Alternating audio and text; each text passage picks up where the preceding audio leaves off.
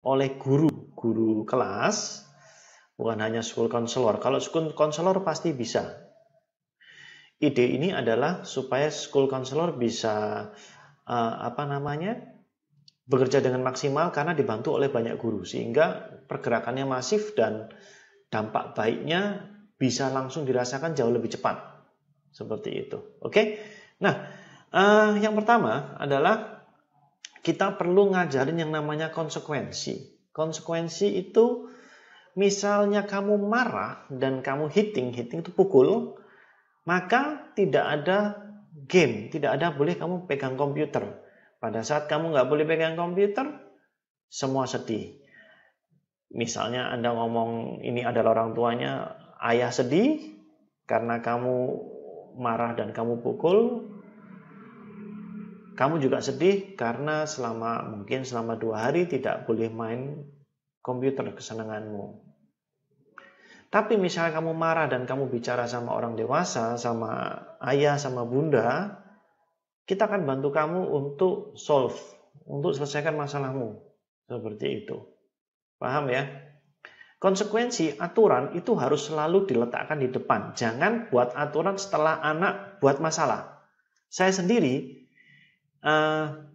misalnya anak buat masalah dan tidak ada dalam ruangan aturan yang setelah saya berikan, saya tidak akan memberikan konsekuensi. Tapi berikutnya saya kasih tahu lagi, sekali lagi kamu buat kayak gini, konsekuensinya adalah ini.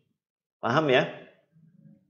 Oke, berikutnya konsekuensi. Konsekuensi itu ada 3. Yang pertama itu konsekuensi alamiah. Jatuhin air minum, bersihkan. Kamu yang buat, kamu yang jatuhkan, maka bersihkan. Ya. Itu diajarkan di rumah. Di sekolah juga perlu diajarkan. Tapi alangkah baiknya misalnya di rumah diajarkan. Kamu kalau di sekolah itu kan gini, ayo mainan kalau masih TK ya. Mainan, ayo ambil mainan. Kamu yang mainan, kamu yang beresin. Seperti itu. Paham ya? Nah, konsekuensi logis itu adalah kamu menghilangkan buku perpustakaan, maka kamu ganti. Seperti itu. Sama seperti anak saya, menghilangkan buku perpustakaan di sekolahnya, dia harus ganti. Bukan saya nggak mau ganti. Ya uang jajannya. Seperti itu. Berapa harganya, ayo diganti. Kamu puasa. Nggak jajan dulu, kita bawain bekal. Paham ya? Konsekuensi restitusi. Ini biasanya berkaitan dengan melanggar hak orang lain. Misalnya bully, merusak tasnya teman, terus misalnya nyoret-nyoret bukunya teman dengan sengaja. Anak ditanya dulu, kamu tahu nggak salahmu itu apa? Tanyakan, perilaku yang benar tuh harusnya gimana?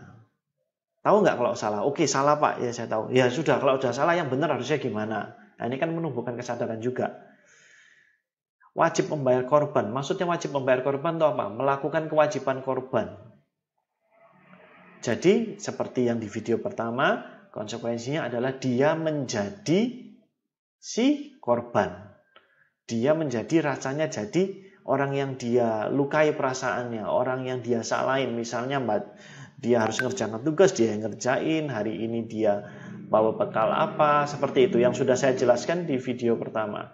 Baru setelah itu kesadarannya muncul, dia bisa minta maaf dan ajarkan berbagi. Ngajarin anak berbagi, dampaknya akan banyak. Seperti itu. Ini cuma masalah konsekuensi. Lalu, latihan sadar itu gimana?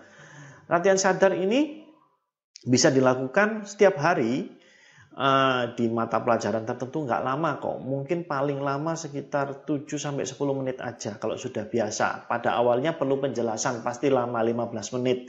Tapi kalau misalnya sudah bisa, ya sudah. Tulis 6 hal yang kamu syukuri. Hari ini sehat, baju sekolahnya, seragamnya bersih. Ya toh, ke sekolah pakai sepatu, bawa bekal. Seperti itu, bisa sekolah, gedung sekolahnya bagus. Tulis 5 hal yang kamu lihat. Saya lihat teman sebelah saya lihat bapak atau ibu guru, saya lihat meja tulis saya.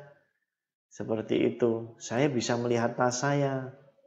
4 hal yang bisa kamu sentuh, salah tulis itu. bisa disentuh.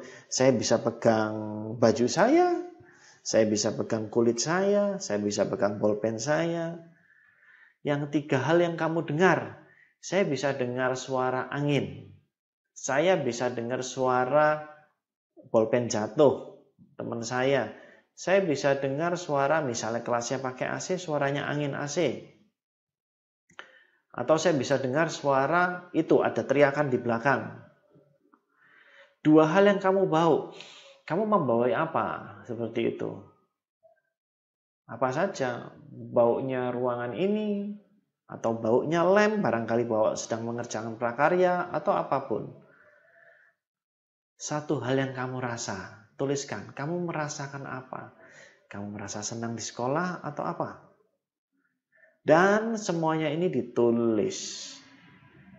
Bisa mulai kelas berapa ini? Bisa mulai dari SD bisa. SD, SMP, SMA diajari. Jadi dia belajar sadar, belajar hidup di saat ini, sekarang. Kamu hidup di sekarang. Seperti itu. Jadinya dia bisa gampang menyadari. Jadi inilah 6 langkah latihan kesadaran. Semoga ini bermanfaat. Mohon dibantu untuk disampaikan kepada guru dan sekolah. Semoga misalnya ini jadi ide yang membantu. Syukurlah bisa digunakan.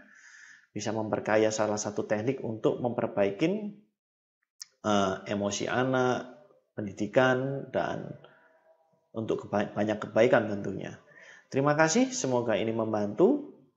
Sampai berjumpa di video berikutnya.